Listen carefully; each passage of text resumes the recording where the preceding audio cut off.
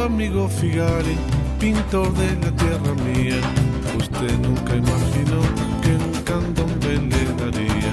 De tanto mirar sus cuadros aquí en tierras vecinas, me di cuenta que pintó música como la mía. Querido amigo Figari, pintor de la tierra mía. Querido amigo Figari, pintor de la tierra. Cuando nos acercamos a un pensador como Figari,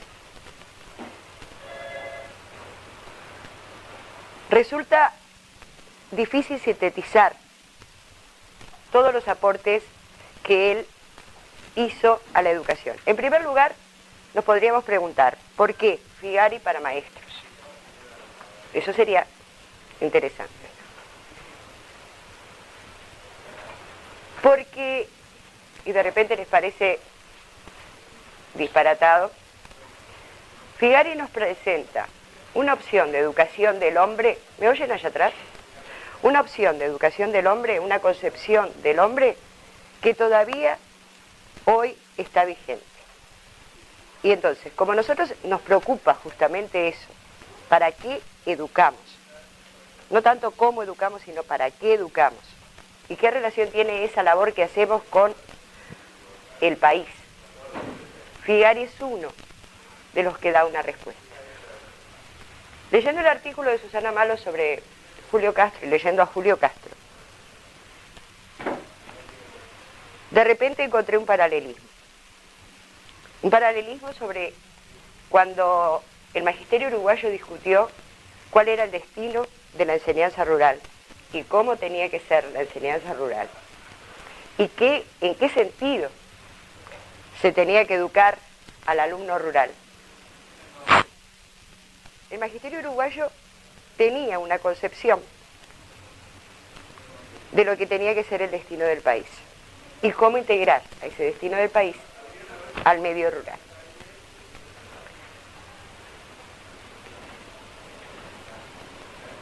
Y uno se encuentra con un dilema. ¿Se acuerdan del Congreso de Piriápolis? Estoy empezando lento para esperar a los compañeros, por eso estoy... ¿Se acuerdan del Congreso de Piriápolis cuando se discutió si la educación de la escuela rural tenía que ser igual a la de Montevideo o tenía que ser rural? ¿Qué dilema, no? Porque resulta que parece más democrático que la escuela rural dé los mismos conocimientos que se dan en Montevideo. Como resultado, la escuela rural sufría de deserciones, sufría de una inadecuación a lo que la gente necesitaba. Cuando Figari plantea, tanto en 1910, desde su lugar en el Consejo de la Escuela de Artes y Oficios, como después cuando es director, ¿para qué educar?, choca con una concepción del propio Valle, de José Valle y Ordóñez, en la cual José Valle y Ordóñez creía que nosotros teníamos una universidad absolutamente elitista, cosa que era verdad, y que de lo que se trataba era de democratizar la enseñanza creando en todos lados liceos para facilitar la llegada de más niños, de más jóvenes a la universidad. Evidentemente se estaba planteando en un sentido de democratizar la enseñanza. Sin embargo, Figari va a levantarse contra eso. Va a decir que en realidad una enseñanza absolutamente libresca, absolutamente separada de la vida, absolutamente separada de la vida del trabajo, lo único que generaba era gente a la que se llamaba vulgarmente instruidos, pero que no estaba preparado para la vida. Y que tampoco le servía en ese generar carreras por diploma,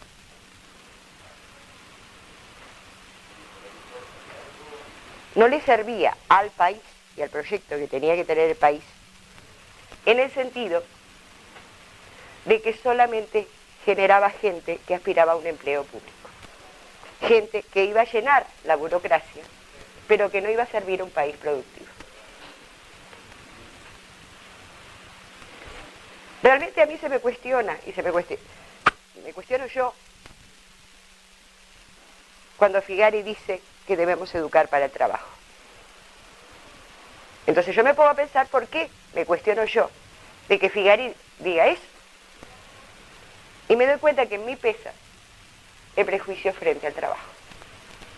¿Entienden? O sea, una cosa es la educación intelectual y otra cosa es la educación para el trabajo. Me gustaría saber qué piensan ustedes de educar para el trabajo. ¿Qué función cumple la educación para el trabajo y para el trabajo manual concretamente? ¿Entienden la pregunta?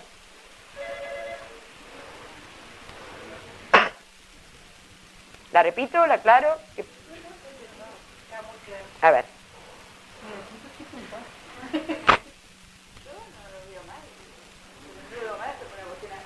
Yo lo veo mal hasta por una cuestión afectiva. Soy hija de un profesor de la UTU. Adoré la UTU, trabajé en la UTU. Así que en mi caso siempre se valoró la Universidad del Trabajo y considero que es una vía, no, en la época que yo la recuerdo, no la veía desvalorizando. Aunque sí siempre hubo que el que egresaba de sexto año de escuela con menos capacidad, que no fue el caso de mis familiares. Sí, estoy con lo afectivo, disculpe, pero digo, la historia que yo recojo de mi familia, que mi papá era una persona muy capaz y eligió la UTU, la parte del éxito técnico.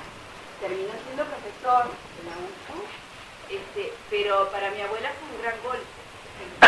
¿Cómo no hizo una carrera teniendo tanta inteligencia? Eso es lo que yo recuerdo, pero desde mi vida siempre la UTU se valoró. Y considero que es una vía que no establece diferencias en sí misma. El tema es la propuesta, me parece. La pregunta es tramposa, porque es muy amplia. Educar para el trabajo creo que es bueno, primero es bueno, pero entendiendo el trabajo como una habilidad para la vida, es una de las habilidades para la vida. Ahora, otra cosa es educar para un mercado. Claro, como yo dije, ahí va. ¿Está? Entonces creo que las concepciones de ahí marca una política de vida, ¿no? Uno si tiene claro eso, educar para el trabajo no es malo. El asunto es que si lo tomamos en general como experiencia y vida de vida. Con la puertita esa que abra para el mercado, lo que lo hace peligroso. Hablamos de dos filosofías distintas. ¿No se educa para el trabajo? ¿Para qué se educa? Y creo que todos educamos para el trabajo. Todos vamos a terminar trabajando. Tengo mis dudas. Yo creo que la concepción que predominaba era que educar para el trabajo, en el sentido de que entonces, un poco como la polémica que vimos con la escuela rural, que no se le daban otras asignaturas culturales, entre comillas, que podían hacerle dar otras perspectivas, qué sé yo, literatura, historia, se atendía más a los aspectos instrumentales de la enseñanza. O sea, estamos Yo asociando una educación para el trabajo como una educación meramente técnica, meramente de habilidad. No, yo no cerré tanto. Yo dije educar para el trabajo en lo manual. Vamos a tratar de responder eso. Yo creo que tendría que ser apuntando a una persona reflexiva, práctica, con sentido común, que se valore a sí misma. Creo que por ahí iría. Buscar qué tipo de persona estoy buscando para el trabajo. ¿Con qué características? ¿Qué trabajador? ¿Qué trabajador? Con uso de sentido común. Bien. Pero también en lo manual, solo digo, en lo manual, uno cuando educa es todo, no solamente en lo manual, pero es en lo manual, en lo intelectual, y lo afectivo, los tres pilares, me parece, que en eso se buscaría antes, digo, no sé, en ese momento de estudiar cuál sería la tal... El problema es que es actual. El problema es que es actual. Voy a tratar de mostrarte que es actual. ¿entendés? No, es actual, sí. Desde que el primario no tenemos muchas cosas de que lo manual se deja de lado y la expresión plástica que es algo manual también se deja de lado. Secundaria no sé qué es lo que están viendo y por experiencia propia de mi hija no, muy poco nada. Además, que le vaya bien en lo manual o que le vaya bien en la expresión no significa y es despreciado como inteligencia. Como creación, como creatividad, ¿no? Bien. Lo que pasa es que me parece que parte un poco también de la idea de hombre que tenemos, ¿no? La educación preparaba, era como una educación como más propedéutica, preparaba después para la universidad y eso era como lo deseable, parece. Y por otro lado se nos mezcla con lo que pasa ahora, que parece que preparar para el trabajo no es tener en cuenta el trabajo, sino como decían por ahí, preparar para el mercado. Entonces parece que basta solamente con que domine lectura, escritura, manejo de un manual. Lo que ha pasado a ser instrumental, parece ser que las disciplinas han pasado a ser instrumentales. Instrumentos y no formación, a eso voy. Depende de la idea de hombre que uno tenga, si es un hombre que lo queremos adaptado o un hombre que pueda ser creativo también en lo manual. Por eso digo, tiene como un montón de puntos, ¿no? Cuando nos dicen educación para el trabajo sería como que... Bueno. Sí, o sea que en el general comparten conmigo que cuando dicen educación para el trabajo, por lo menos A mí como que lo que tomamos una distancia. me despertó como un sentimiento de algo como de ¿Perdón?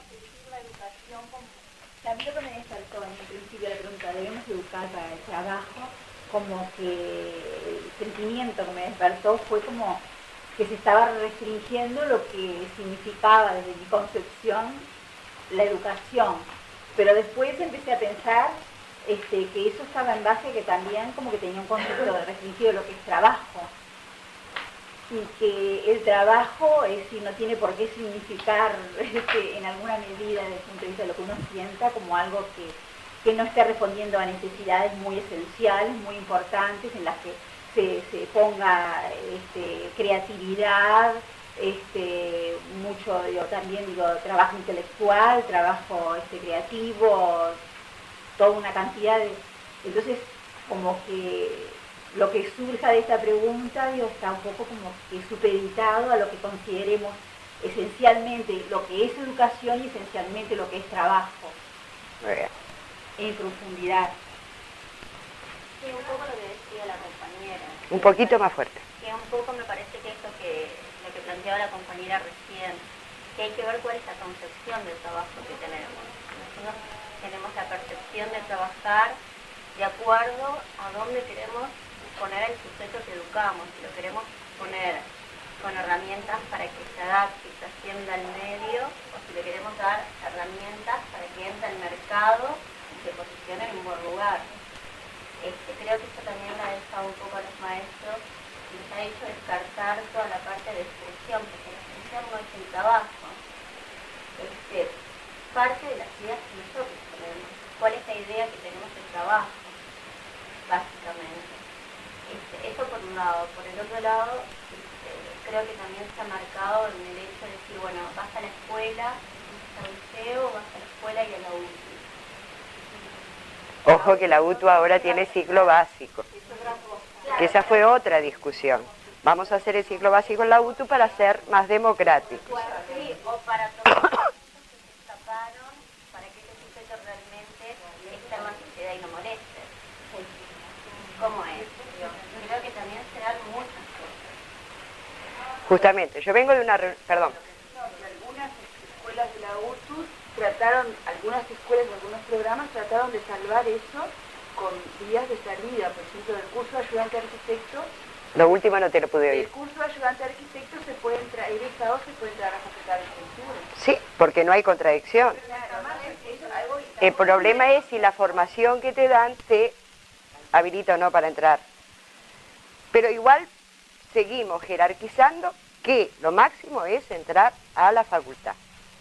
Hay una visión social. ¿Cómo? Hay una visión social. El caso máximo para cada uno. Intelectual y no ver de repente también, además de repente más intelectuales que trabajar. Bien. Entonces, de alguna manera estamos manteniendo, a ver si no me equivoco, la separación entre lo manual y lo intelectual. De alguna manera estamos haciendo eso. Lo que tú decías, yo me acuerdo haberlo vivido. Mi madre, mis tías, todos fueron maestras. Adorables maestras. ¿no es verdad? Y se planteaba eso, pasás con bueno regular al auto, pasás con más nota al liceo.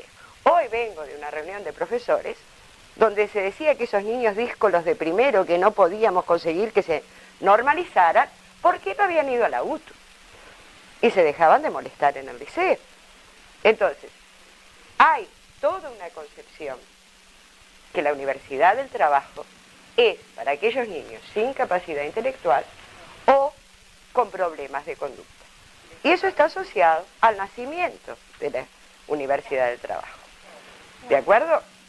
¿Por qué pregunté qué tenía que ver Figari con los maestros? Porque el lunes vamos a ver cómo Figari quería que la educación industrial estuviera en la escuela, en toda la escuela primaria, y no solo reducida a la Universidad del Trabajo, a la escuela industrial como la llamaba. ¿De dónde viene ese prejuicio nuestro? Voy a ser muy breve en la parte histórica. Ese prejuicio nuestro de separación entre lo manual y lo intelectual. Si ustedes piensan en el propio castigo del Génesis, ¿no es verdad? Aparte de parirás con dolor, ganarás el pan con el sudor de tu frente. Y el ganarás el pan con el sudor de tu frente hacía del trabajo un castigo. Entonces ya ahí tenemos una valoración absolutamente negativa y estoy manejando trabajo muy amplio, ¿no es verdad? Con posterioridad, con la formación de la sociedad esclavista en Grecia, se produce un proceso en el cual el que trabaja es el esclavo. El hombre libre se dedica al cultivo de su alma racional. Entiendo algo así como que el que trabaja todo el día a la boca de un horno, Exacto. Exacto. Pero es peor aún, porque el hombre libre privilegia su forma de relacionamiento con el mundo a través de su alma racional.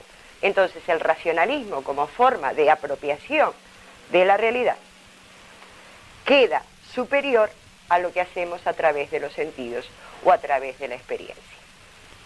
Se descarta totalmente en discursos que no vamos a insistir, empiezan con Parménides, siguen con Platón, con Aristóteles, un conocimiento del mundo a través de la razón y un descartar todo lo que tiene que ver con la experiencia. Si hacemos varios saltos en los siglos, recién vamos a encontrar que la enciclopedia en el siglo XVIII, cuando hace los artículos sobre artes y oficios, ¿se acuerdan? El diccionario razonado de las artes y los oficios, recién ahí exige que los que hagan los artículos sobre aguja, máquina, lo que sea, sean los propios obreros. Hay un reconocimiento de que el saber está en manos de los que fabrican. El saber está en manos de los que hacen. Tratando de romper esa dicotomía entre lo manual y lo intelectual. Los libros de historia de la educación están llenos de afirmaciones como la revolución industrial hizo necesario que los obreros aprendieran a leer y escribir, porque así podían aprender a manejar las máquinas. Todos hemos repetido ese esquema siempre. Qué raro, las máquinas las inventaban los obreros. Entonces no me cierra que para saberlas manejar tengan que saber leer y escribir. O sea, todas las ciencias que vinieron a continuación de la revolución industrial no son las que crean la revolución industrial. Son los propios obreros con su saber, que no se les reconoce, los que generan el cambio. Sin embargo, llevamos miles de años creyendo, como veníamos diciendo, que lo intelectual es superior, es deseable, exclusivamente como racional y como separado totalmente de lo que hacemos con las manos. ¿Ah? Obviamente no se me olvida el aporte de Marx sobre el hombre que se hace hombre a través del trabajo, ¿no verdad? El hombre que se humaniza a través del trabajo, eso sería una posición totalmente opuesta, y que ha perdido esa cualidad humana justamente una vez que se ha alienado de su producto final. Tenemos dos posturas, una cristiana y griega, que se transmite a través de la civilización occidental, y tenemos la marxista, perdón. Peor. Peor. El prejuicio se va a acompañar con lo que en historia llamamos el disciplinamiento, ¿no, verdad? No sé si ustedes han manejado alguna vez el libro de Julia Varela, Arqueología de la Escuela. ¿Lo han manejado? Yo lo recomiendo. Arqueología de la Escuela, de Julia Varela y Fernández Álvarez Uría, de Editorial La Piqueta. Es un libro en la línea de Foucault. Y entonces, ¿qué plantea? El descubrimiento de la infancia, el establecimiento del Estatuto de Infancia, acompañado por un cuerpo de especialistas, un lugar de encierro, etcétera, etcétera. Y justamente habla de que hay varias infancias. El niño de oro, el hijo de los reyes, el niño de plata, la nobleza. Estoy yendo rápido porque no. Burguesía. Y el niño de bronce, usando la terminología de Platón. ¿No, verdad? Y el niño de bronce es el niño de las clases populares.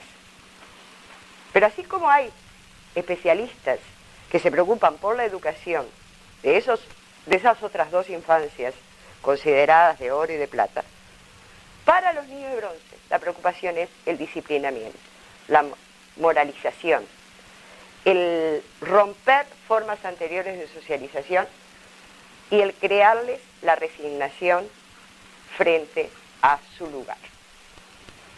O sea, que sepan trabajar, pero que no pretendan ser más. ¿Cuándo se da eso? Históricamente, en el siglo XVIII en España, XVIII-XIX en España, y llega acá, como llega acá el disciplinamiento, con un siglo de atraso.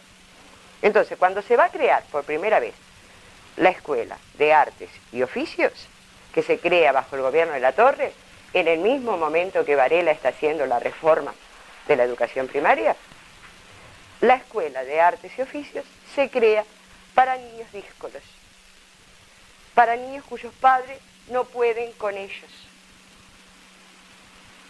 ¿Con qué fin? Un tipo reformatorio. Pero esta es la idea de Figari. No, pero si no te digo contra qué reacciona Figari. Por eso no me confundí, perdón. Entonces,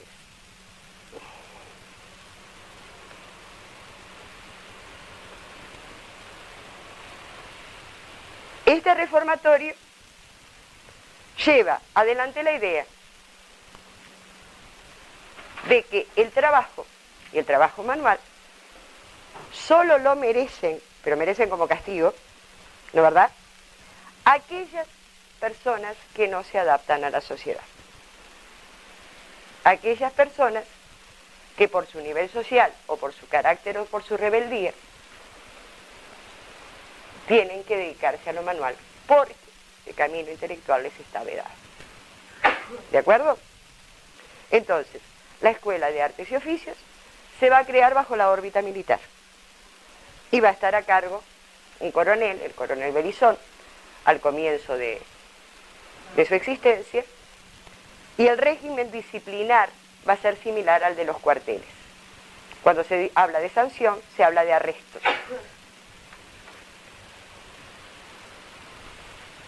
Incluso hay dos incendios famosos donde mueren internados, en el año 80 y en el año 81, estamos hablando del final del siglo XIX, que muestran la reacción del alumnado de la Escuela de Artes y Oficios con el tema de la concepción disciplinar a través del trabajo. Por supuesto que se formaba gente para abastecer al Estado, para la imprenta del Estado, se fabricó una cañonera que se pasó para que la viera la gente por 18 de julio. lo que se quería crear era herramientas manuales, el hombre como herramienta, que supiera hacer un oficio, que supiera reproducir determinado material, pero que no tuviera, como decía acá la compañera, criterio propio. ¿De acuerdo?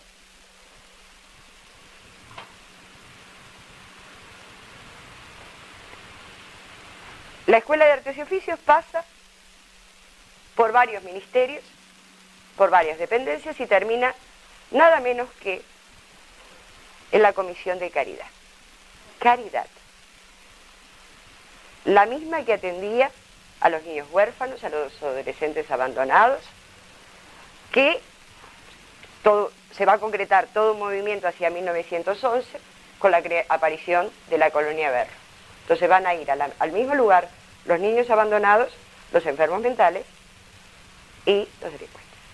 O sea, la infancia descarriada, ¿tá?, a la cual hay que hacer o darles la limosna de una formación. O lo encerrás, o en lo que después va a ser la Colonia Berro, o lo encerrás en la Escuela de Artes y Oficios.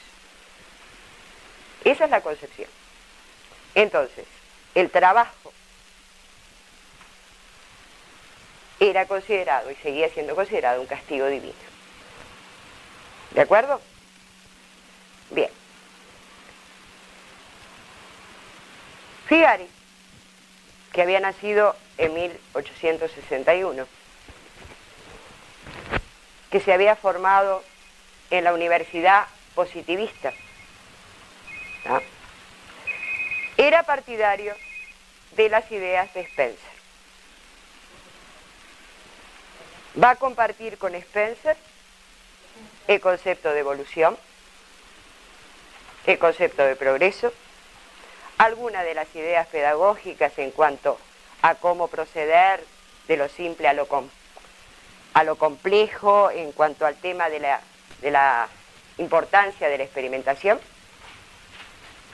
pero a la larga va a superar a Spencer. Sobre todo no va a tomar de Spencer lo que a nosotros nos parece peligrosísimo de Spencer. ¿Qué es? Pregunta, ¿qué es?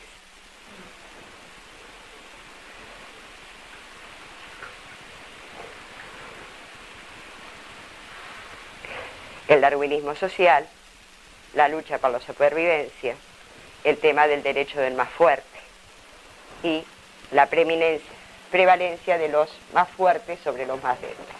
O sea, la convivencia social como lucha y no como solidaridad. Eso Figari lo va a dejar totalmente de lado. Formado en la Universidad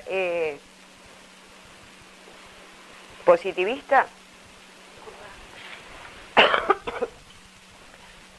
Figari se va a recibir de abogado.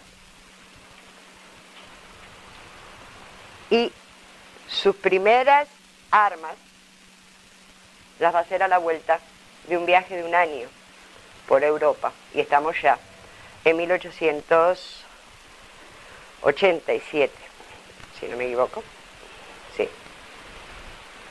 Detalle al margen totalmente, que no va a ser tan al margen como vamos a ver después.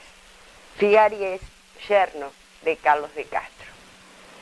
Carlos de Castro, aparte de ser el que hace la intervención desde el gobierno de Santos de la universidad, el que hace el cambio de la universidad hacia la universidad positivista, Carlos de Castro era grado 33 de la masonería y era venerable maestro de la masonería. ¿Ah? Es el que introduce a Figari a la masonería. Después vamos a tratar de ver si se nota o no en Figari que sea masón, pero eso lo vamos a ver el lunes. ¿De acuerdo? Cuando vuelve y empieza su carrera como abogado, empieza su carrera como abogado de oficio. Y justo le toca defender un caso, que es el caso del alférez Almeida, que estaba involucrado en un crimen político, el asesinato de un joven militante del Partido Nacional, donde estamos en el 97, pleno periodo de la colectividad, ¿verdad?, del civilismo, con todo un aparato del Partido Colorado manejado desde el presidente para abajo, y con una policía que servía a los intereses. Figari logra demostrar que esta persona es inocente, que ese crimen había sido un crimen político y que se había usado todo el aparato del Estado para involucrarlo. Usa este caso después para hacer un abanderado contra la pena de muerte. O sea, uno de sus primeros escritos es justamente un error judicial. Y a través de lo que es ese error judicial, llegar a la conclusión de que la pena de muerte era totalmente inhumana. El problema es que a la medida que logra probar la inocencia de Almeida y logra imponer su defensa contra la pena de muerte, se va alejando de la cúpula del Partido Colorado. ¿Ah? Entonces su carrera como político va quedando liquidada. Él había sido diputado por Rocha y había sido diputado por Salto. ¿Ah? Pero en realidad van a ser desinteligencias con el propio José Valle y Ordóñez que lo lleven a alejarse totalmente de la política. Acá tenemos que hacer un breve paréntesis para ubicar el periodo de Valle y Ordóñez. Si nos movemos con esquemas de la CEPAL, nosotros en el periodo de Valle y Ordóñez estaríamos en lo que es la segunda modernización. ¿Se acuerdan de la primera modernización? Todo el periodo de la Torre, la elección de un modelo agroexportador, de crecimiento hacia afuera. La segunda modernización, protagonizada por los dos primeros Valles, se refiere a un modelo de país industrializado, o sea, de crecimiento hacia adentro, un modelo de país que tiene que ver con un crecimiento por sustitución de importaciones.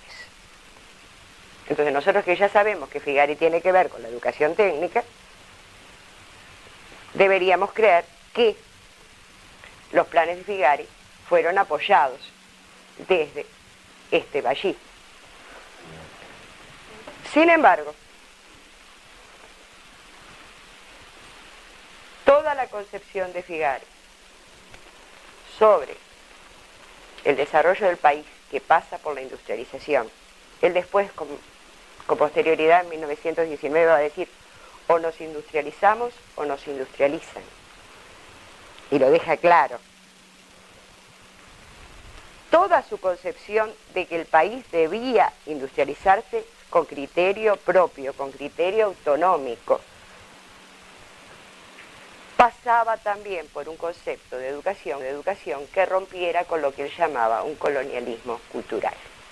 Él decía que nosotros teníamos una cultura colonizada, en el sentido que vivíamos admirando lo de afuera, en el sentido de que teníamos un criterio estético que copiaba lo de afuera,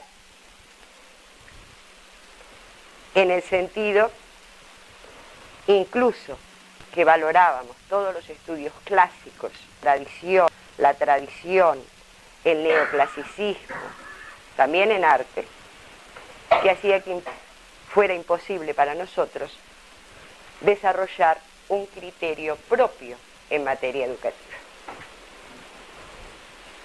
Yo me estoy enamorando de este hombre, realmente cada vez me estoy enamorando más. Vamos a ver, en serio, vamos a ver, me encanta este. Acá Figari, acá, ahora pasa, la hago pasar. Acá Figari tiene 26 años, se ha casado, Carlos de Castro le ha pagado el viaje por Europa, y acá Figari tiene, calculo que entre 67 o muy cerca de su muerte, 70 y pico. ¿Ah?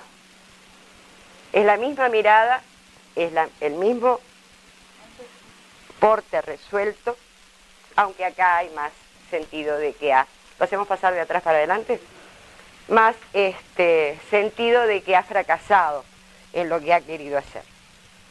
O que no está de acuerdo con lo que está haciendo. De crítico. ¿Perdón? O que tiene una mirada crítica a lo que se está haciendo. Tiene una mirada totalmente crítica a lo que se está haciendo. En 1900 y en 1903 presenta por primera vez el proyecto de creación de una Escuela Nacional de Bellas Artes. Y ya ahí hay un encontronazo. ¿Qué son las bellas artes? Y desde el poder le contestan. Las bellas artes son la estatuaria, la arquitectura, y cuanto más parecida a las enormes estatuas de mármol italianas o europeas, mejor. Y él contesta que no, que eso de repente, además incluso por lo caro que son los materiales, es para unos privilegiados, para pocos, pero que eso no crea un trabajo artístico, un criterio artístico nacional. Si me permiten, voy a leer lo que dice el propio Figari, que lo dice mejor que yo. Esto es Educación y Arte, es una compilación hecha por la Biblioteca Artigas, colección de clásicos uruguayos, que comprende los estudios y los proyectos de Figari, tanto para la creación de la Escuela de Bellas Artes, como la defensa en 1910 de la reforma de la UTU, como su proyecto de 1917, como lo que escribió con su hijo, que es lo que vamos a ver el lunes, de Educación Integral, que es la parte referida a los maestros. ¿De acuerdo?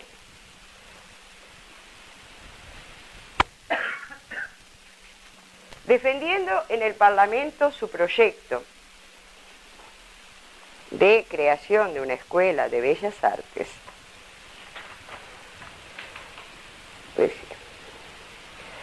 si se creara la Escuela de Bellas Artes, sin optimismo puede presumirse que en breves años el Uruguay habrá formado su propio criterio y su ambiente al respecto. Y esto contribuirá a modelar el tipo nacional, bien delineado y superior, lo cual significa un progreso efectivo, muy estimable, como lo es todo lo que tiende a perfilar netamente la nacionalidad de manera elevada y consciente. O sea, el tema de la educación para el trabajo ya de entrada está vinculado a un tema moral. Acá lo que estamos creando es un tipo de hombre. ¿Entendido? Un tipo de hombre que tiene que ver a la vez con un sentimiento de identidad nacional, pero no el entendido de particularismo o de egoísmo o de chauvinismo, sino identidad nacional que nos permita defendernos de todo lo que copiamos sin crítica de afuera.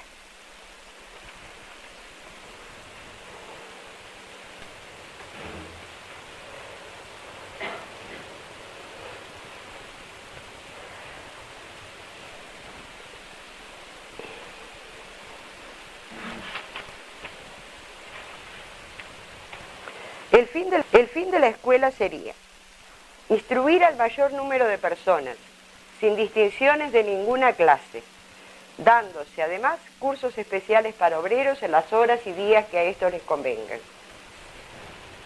Formar el criterio del alumno dentro de las peculiaridades de su individualidad, estimulando y respetando sus energías como una fuerza muy estimable. Despertar y desarrollar el espíritu de iniciativa, de organización, alentando las facultades ejecutivas del alumno. Vamos a quedarnos con estos dos últimos. ¿Quieren que los repita? Bien. Porque tiene que ver con todo el proceso, todo lo que pide Figari de un alumno, guarda una concepción del alumno que se va a repetir desde el 10 hasta el 17 en adelante. Formar el criterio del alumno dentro de las peculiaridades de su individualidad, estimulando y respetando sus energías como una fuerza muy estimable. Despertar y desarrollar el espíritu de iniciativa, de organización y de empresa, alentando las facultades ejecutivas del alumno. ¿Recuerdan lo que estuvimos hablando del trabajo? ¿Es la concepción de trabajo que estuvimos criticando? ¿Cuál es el centro acá de la educación? El alumno. Pero no el alumno para fabricar un obrero seriado, un obrero que sirva para manejar una máquina y nada más, sino respetarlo en sus características personales, lo que después él va a llamar criterio y vocación, ¿de acuerdo? Y por otro lado, desarrollar su espíritu de iniciativa. Entonces acá no estaría proponiendo formar para el mercado, sino formar gente autónoma. ¿Entendido? Cuando esto se refería a la Escuela de Bellas Artes, no le aprueban el proyecto ni en el 900 ni en el 3. ¿De acuerdo? En 1910 él está integrando el Consejo de la Escuela de Artes que todavía venía con el peso de haber dependido de la Comisión de Caridad. Ahora había pasado a industria. ¿Tá? El país se estaba industrializando por sustitución de importaciones, ya lo dijimos, y se empieza a notar que se necesita mano de obra preparada para ese proceso de industrialización. En la Escuela de Artes y Oficios, en el mejor de los casos, hubo 200 alumnos. Con 200 alumnos en distintos talleres, no formabas esa mano de obra que se quería formar. Entonces, el Consejo de la Escuela de Artes y Oficios contrata un técnico extranjero para que haga lo que es costumbre es costumbre. En la creencia de que ese técnico extranjero nos va a dar la respuesta para la solución de nuestra industrialización. Y el técnico extranjero propone todo un sistema de enseñanza, pero que tiene como fin crear obreros manuales, hábiles, capataces y gente de mano. A distinto nivel, depende de la capacidad que tenga el alumno. Claro. En alguna medida. Eso.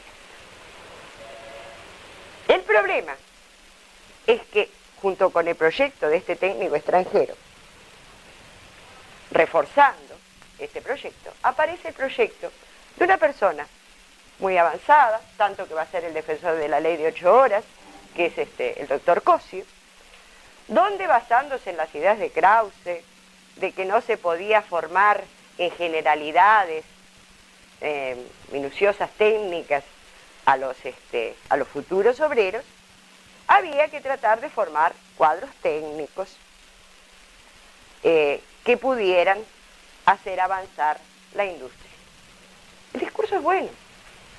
Yo, porque no quiero llenarnos de lecturas, el discurso de Cosio es muy bueno, dudas, tanto que nos genera dudas. ¿Por qué este proyecto no? ¿Y por qué el de Figari sí?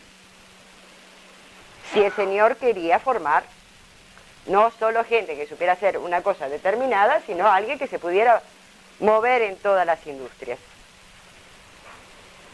Porque el proyecto de Figari iba mucho más allá. El proyecto de Figari quería crear artesanos en el verdadero sentido de la palabra. O sea, obreros artistas. ¿Va? Obreros que tuvieran criterio propio.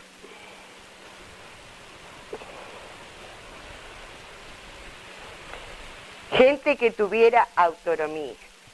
Entonces, la única forma de crear gente que tuviera autonomía, liquidar, sería líquido intelectual.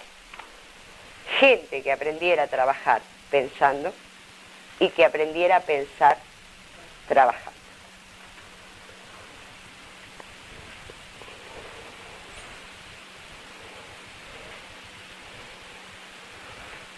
No sé si lo tengo marcado acá o acá. Este es otro libro que recomiendo, que es Pedro Figari, un americano integral, de Luis Víctor Anastasia. ¿Está?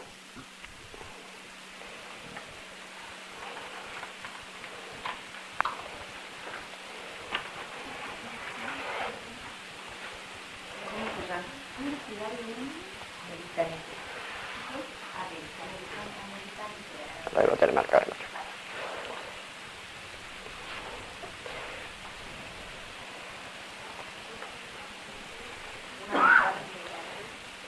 Dice Figari, en el proyecto que no le van a aprobar, dice, el fin de la escuela es la enseñanza de las ciencias y el arte en sus aplicaciones industriales. En el cumplimiento de su misión, la escuela ajustará la enseñanza y todos sus actos a las reglas siguientes. Dar instrucción práctica más bien que teórica, adoptando en cuanto fuese posible procedimientos experimentales, de modo que el alumno consiga por sí mismo la verdad o el resultado que se busca. Instruir al mayor número de personas, sin distinciones de ninguna clase, dándose además cursos especiales para obreros en las horas y días. Formar el criterio del alumno, acá está repitiendo, despertar y desarrollar en el alumno el espíritu de observación, el sentido estético, preparándolo para razonar, adecuar, adaptar, ordenar, proporcionar, equilibrar, armonizar. Modelar el criterio y el ingenio del alumno más aún que su manualidad, optando a la vez por su preparación general, más bien que por especializaciones, debiendo tenerse presente, sin embargo, la conveniencia de preparar el fomento y desarrollo de las industrias relacionadas con nuestras riquezas naturales y con las materias primas de producción nacional. Acá está lo ambicioso del proyecto. Él lo que quiere es formar gente capaz de producir de acuerdo a las materias primas que tiene nuestro país. No de acuerdo a las necesidades o a los gustos o a los criterios que vengan de afuera. Prácticamente repite aquello que había dicho Varela, ¿se acuerdan? En la situación actual y sus causas, aquello de que nosotros exportamos materia prima y después pagamos el flete para que nos devuelvan la materia prima elaborada. Bueno, años después, 40 años después de Varela, repite exactamente lo mismo. Entonces,